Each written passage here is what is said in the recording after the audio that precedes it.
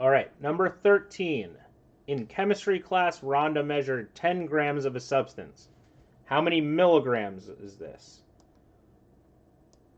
So, it's just a straight conversion, right? 10 grams equals blank milligrams.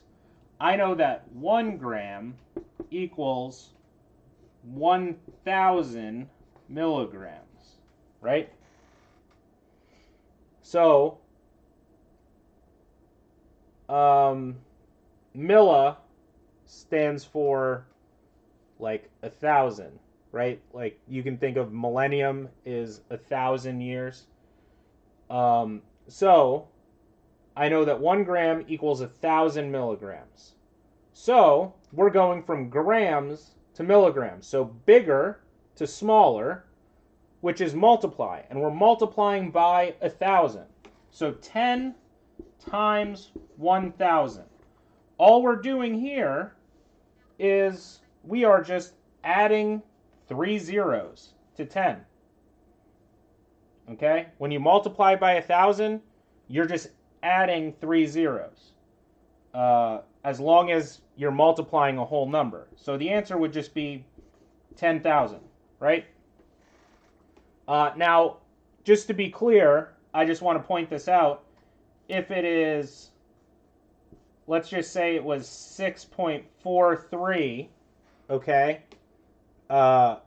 grams, how many milligrams is that?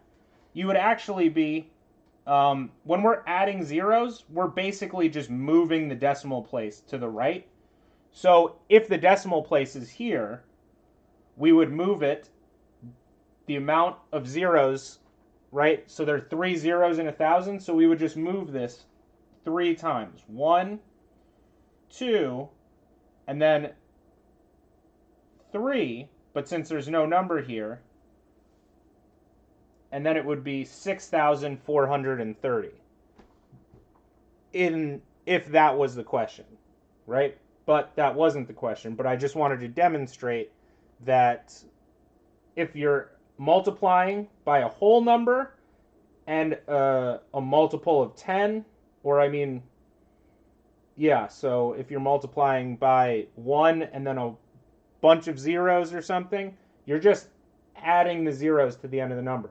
But if you're multiplying a decimal by something like 1,000, you're just moving the decimal place over and adding the zeros if needed.